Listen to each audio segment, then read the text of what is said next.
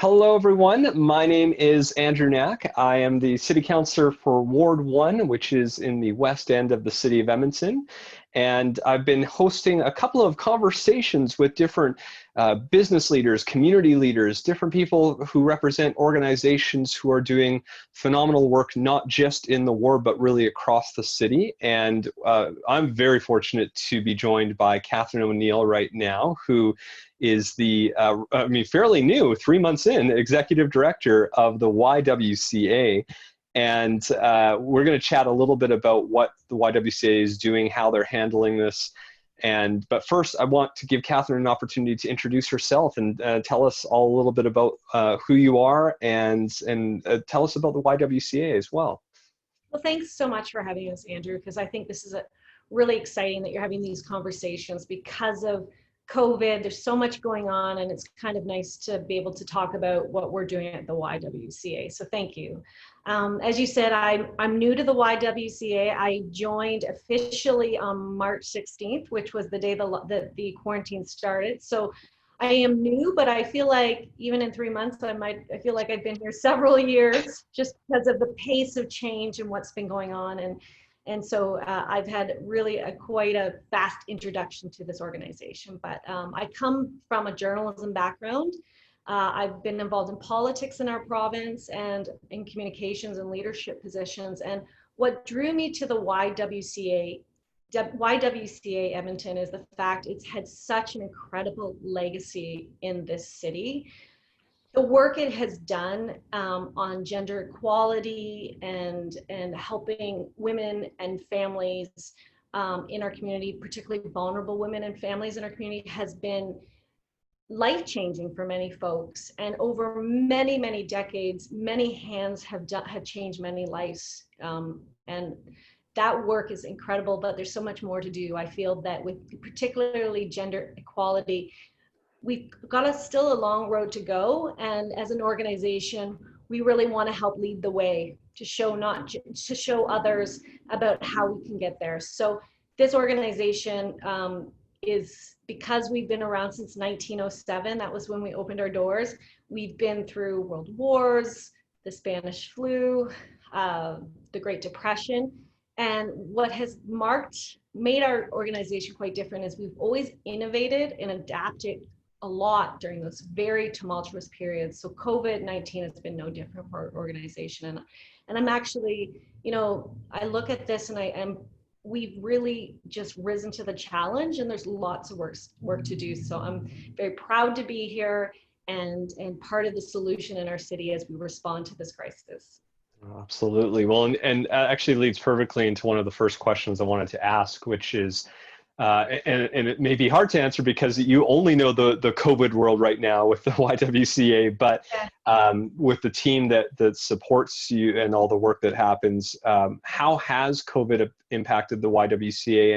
And maybe this leads a little into the other one I'll ask, which is that what opportunities do you see with this in terms of how you rethink the services and the programs that you deliver? Well, on March 16th, when the quarantine was ordered, we have always been a forward-facing organization as far as client base. We do a lot of mental health counseling. We do work in the disability services area. We have a camp called Camp YWCA. We've been operating since 1916, so it's in-person services. So overnight, we've really had to reimagine what those services, and not all of them, because you can't reimagine them all, but some of them, particularly we have a leadership program for teen girls. How do we move that program, which was in person, online? So that's where a lot of our work's been done, and over the last 3 months is turning a lot of those services with our mental health services. We now operate via phone and video, and that has just opened so many doors that we never even imagined. We are offering help to a women's shelter in Iqaluit up in Nunavut because there are lack of services there, and because the YWCA community, which is an international movement, we have connections there. We've been able to offer things in places that we just never imagined, because before it was just in person, people would come to our office. So I'm really excited about that in the way that, hopefully moving forward, I mean, a lot of this comes down to dollars and how many people we can have serving people. But, we could be offering services uh, to a women's shelter in Hinton, for example, or things like that, where often they just didn't exist. And, helping women's shelters in our own city. So it was a lot of work to move those programs over when we could. And that would have been something, in normal times would have taken months, years to do, and it was done in weeks. So quickly we did it. Unfortunately, with the camp, YWCA, that is an in-person service. You can't just say, hey, let's do this remotely. So now we're looking at creative ways on how to bring folks in this summer. Maybe family camp opportunities where you come in with your cohort, you still do that outdoor leadership training stuff. You have a camp counselor assigned to your family, and you still get to get outside, and we still get to provide those really important leadership opportunities, that outdoor experience to family, to women and families, and continue with those services. But that's, it's just constant innovation and constant just figuring out we always come in and say, how can we help? How can we serve? And this is why I'm so proud of this team, is that they really didn't skip a beat on, okay, this has happened. How do we do this, still offer the same services, but in a completely different way? Yeah, that's impressive to know how much has been able to change in such a short amount of time. And actually, I have I'm letting everyone behind the scenes here, which is that I had a set list of questions I was asking everyone when I'm doing these conversations. But of course, the whole fun of these is you hear things that jump out at you. And you did talk about one of the challenges is, of course, the level of funding, right? You can only do so much. So how has that been impacted? Because I know a lot of the organizations, and I imagine YWCA is just the same, that you often have these larger fundraising events that now might not be able to happen in the same way they used to. So how are you approaching fundraising so that you can continue to offer these programs and services, and ideally continue to grow that? Because we know there's a sort of a seemingly an ever increasing demand, but what's the process to tackle that? Yeah, and that's, again, just even fundraising. Our largest event is called Walk a Mile, and it's an event that we have in September where people raise money, and then what we gather in often it was in Churchill Square, but I think more recently it was near the Federal Building. And so we're moving that event virtual. But it's totally reimagining how that is. How do you build community? How do you show where those dollars are going to go and the need? So we're working on that as we speak. But we've spent a lot of time also approaching, showing folks what we're doing, where the need is. For example, with Girl Space, that is our program for teen girls. Now that we're online, it's very popular. And we've been, very successful in approaching foundations and corporations and private donors to talk about, here's what we're doing, here's the need about what we're doing, and would you please help us? And we've, it's the response so far, when you really show people exactly where the dollars are going and where that impact's going to be right away. Same goes for our mental health counseling. Edmonton Community Foundation set up that emergency COVID response fund, and we made an ask about some money for technology. We needed the earpods and all of that stuff. They turned that grant application around in 24 hours. Wow. That is incredible. And you kind of think back in the old days, that would have taken weeks, months.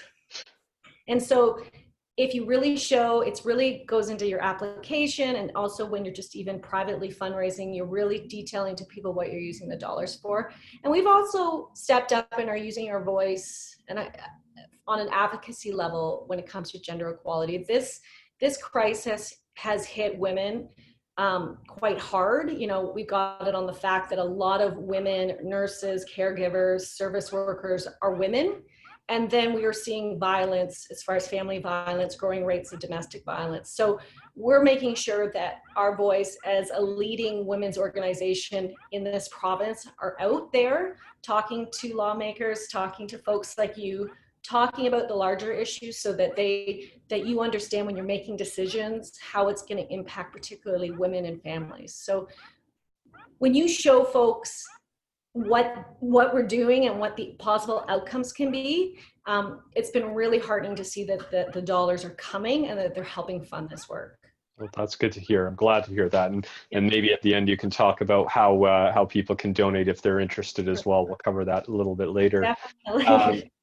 And I think the other another question I have relates to the city and how we're working with different community groups and organizations and business organizations, because we're now moving into that relaunch plan where we're talking about how we reimagine doing things differently within the city. And while we're at the early days of this work, it is starting. And I'm curious if you've seen within the city of what you've been following so far. Do you see your area, and it's not specifically just the YWCA, but supports and services for women and girls, is that being represented in some of what's happening so far through the city? And likewise, are there areas where there are gaps right now? Because again, we're all reacting quickly, so we might not be doing everything yet. So what are some of those things that you want to just identify to say this is something that needs to be on the city's radar? Well, I've got two answers for you. So one, I'll talk about the city and then about the province, because we both, we want to make sure that we're, because this is unprecedented. Nobody has all the answers. And this is why bringing in as many folks as possible, that you build the best responses and that you're not ignoring important voices in this conversation. So at the city level, we're really honored that we've been asked to join the Healthy City Working Group that's going to be starting to meet on Friday. I think it's June 5th.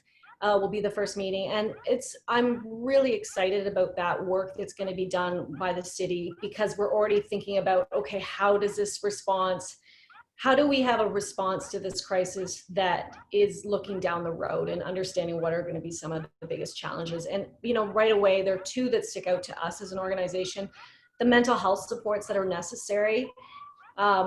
We provide affordable mental health supports to folks, many who have been traumatized by family violence. And so we really need a sustained, well-funded community response to at least help bring together all the organizations that are doing it, because it's got to be a very collaborative approach. There are many groups that are doing things, but because of what's happening right now, we need that response. And so the city, I'm really heartened to see the fact the city is paying attention to the fact that a healthy city is important when we come out of this, and that, COVID has been the first emergency, but I think the second public health emergency is going to be this mental health crisis, job losses, all of those things that go along with that. So the mental health stuff for sure. The second thing is the childcare component, getting people back to work. And that's the city's not, so we understand that that's not a municipal area, but we want to make sure that it's flagged, like what are some of the barriers to women getting back to work? And that's public transit, which is a city responsibility, childcare, and et cetera. So quality, affordable childcare. And so flagging those kind of barriers that we foresee, particularly women getting back to work, and making sure that our city leader, our municipal leaders are really well aware of that. And so we're hoping to help craft that response with the city. I'm very excited that work's being done. That's really heartening to know that it's not going to be left, to the last minute. We're like, okay, let's put this plan together. The second area that we're really focusing on as well is that provincial response. And we are there's 4 YWs in Alberta. We're working together as a collective to put together a response that we're sending on to the Economic Recovery Council that's been put together by the Premier. And we've got a few key areas that we want them to be very mindful of. Childcare being at the top of the list. That industry is really at danger of collapsing if we don't put a lot of thought into what we want it to look like as we emerge. We're also very concerned that municipal governments are not going to have enough funding to be providing a lot of these services moving out of the crisis. So we've flagged that as an issue. And we've also even talked about very simple things like whenever you're creating panels or councils, that gender parity is at the top of the list, and that women are given a meaningful voice at these tables. It's free to do, so these are not expensive asks, but when you have 50% of the population affected by this crisis, we need to really think about how we structure the groups that are going to be making these really profound societal changing decisions moving forward. So we're really hoping to flag some of these key things. And even at the municipal level, that's got to be something that's top of mind, because it really starts at the beginning about who you put in some of these leadership roles to help recreate, rebuild the community moving out of COVID. Absolutely. And I think you touched on the point that, you know, this is 50% of the population, but and I think you mentioned it a bit earlier, and if I understand correctly, although women make up 50% of the population, they're disproportionately affected because of this pandemic, because of access to childcare, because of transit. So do you have any, and maybe it's still too early to talk about at this stage, but I think even earlier you talked about you're seeing an increase in calls because of, I think, domestic violence. So what kind of increases are you seeing from people reaching out, and what kind of supports are they looking for? And that may be the same as what they've looked for in the past, but at a higher level. But I'm just curious if you have anything you can share. You know, for us personally, for our mental health services, we have a wait list that is it's very long. And we're now trying to, it's so long that we're telling people it's good to look somewhere else. And that is heartbreaking for us as an organization, because we are here to help. And the calls that are coming in are very, very serious. And so we know that the need is there. And so for us, that's why this Healthy City initiative is really important, because we need to understand that a really significant mental health crisis is brewing. And how do we collectively, collaboratively as organizations, because it's not just going to be solved by folks like you, and I'm glad but it's going to be a community effort to make this sure that we come to the right decisions. But we've been helping. There's a provincial organization that's working on a provincial response to what we were concerned about, a growing domestic violence surge through this crisis. And we're seeing, we're hearing reports from the police service, Edmonton Police Services, that there is an uptick in calls, and they're quite serious in nature. The shelters are not quite full though, and that's very concerning. There's been a lack of space because the message has gotten out, stay home, you're safer at home. And unfortunately, even women and families that are in crisis are just, and our fear is that they're too afraid to reach out for help. So we're trying to, have a communication strategy that makes sure that folks who need help know that there will always be help there when you're in a very serious situation like that. So we're seeing the numbers rise. It's concerning. And it's why building these plans now is so essential, because once we're in a crisis, it's really hard to start kind of, this, Andrew, it's very hard to build a plan, to figure out a plan when the house is burning down. It's much easier when you have time to be reflective, to get the right input, and to really clearly look at what you'd like to do as an organization. And our community has a bit of time, but not much time. Yeah. And your point around trying to react when the house is burning is well taken. And yet I do want to ask you a little bit about one issue that I think is very prominent. So right now, at the time of recording this, we are seeing what is happening in the U.S.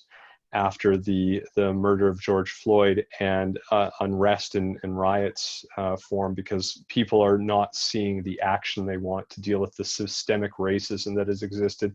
And let's be very clear, this is not just a United States problem. This is a Canada problem. This is everywhere.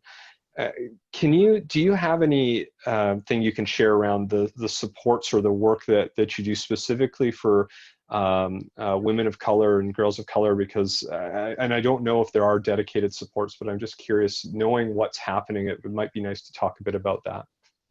It's an organization that's built around, like, our cornerstone of who we are is about equality. We really care that everyone is equal.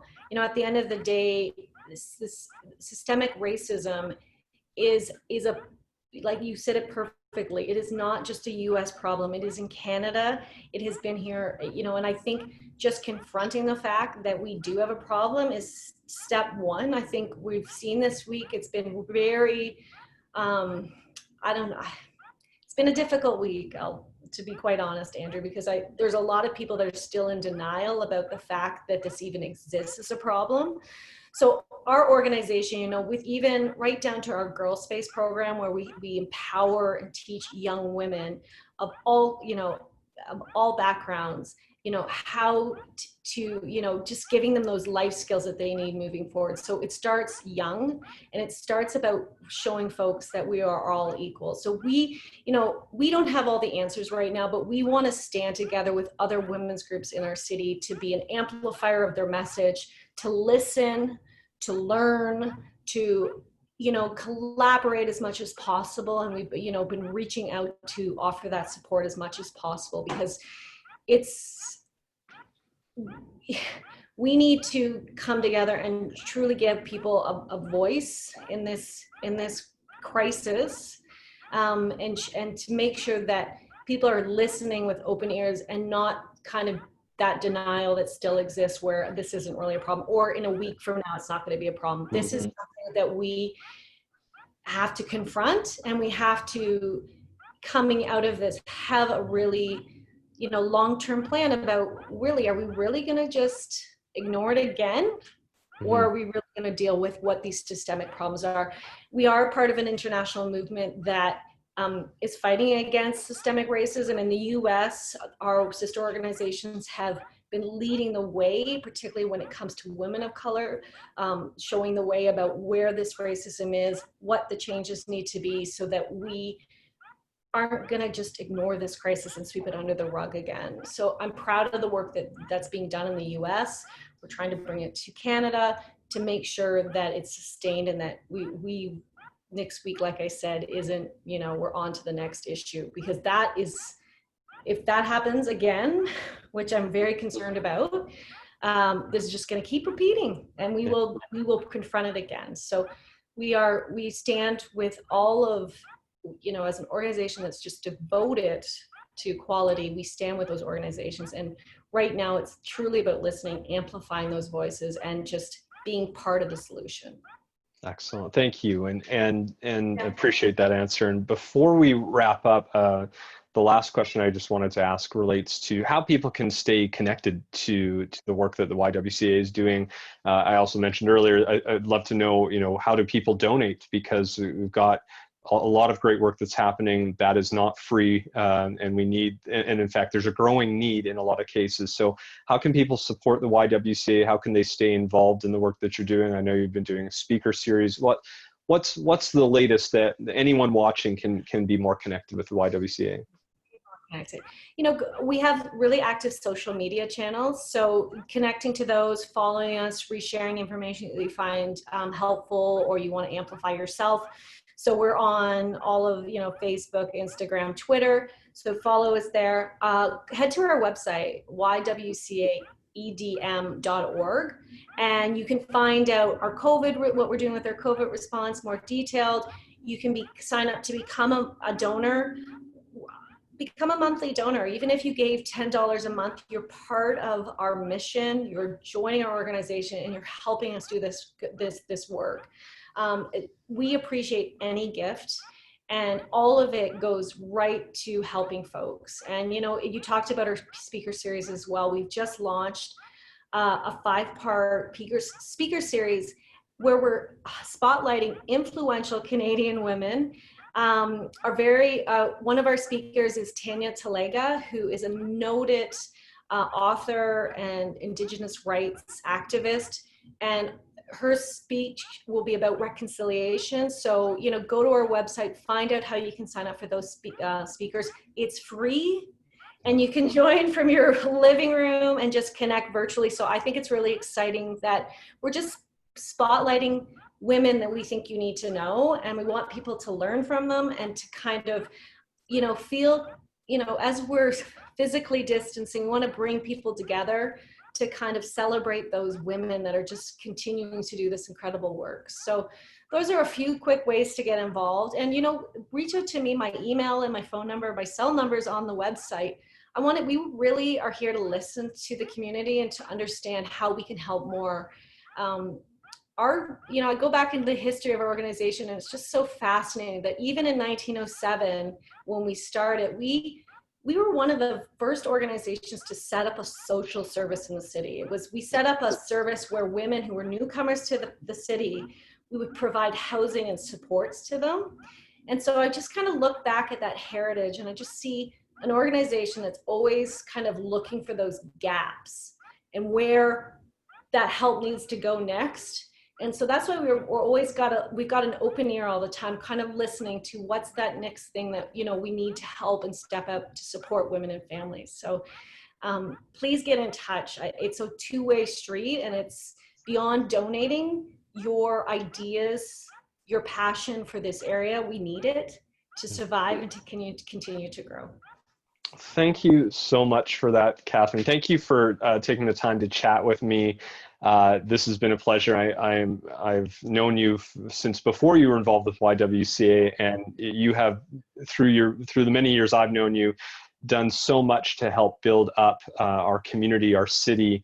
And I'm so excited that you are able to join such a fantastic organization, which I know has done so much to support women and girls. So thank you for your leadership, for your support, and for going into something that, I mean, you never would have expected when you first took this job. This is, I'm sure, brand new, but you've done such a phenomenal job in a short amount of time already.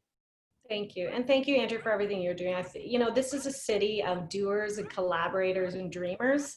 And it's really heartening to see that people are, you know, where you look, most people are rolling up their sleeves and getting to work. And so I thank you for all the work that you've done, because you're one of those people who I look that's just always looking for ways to solve problems, not create more problems for folks. So thank you for your work.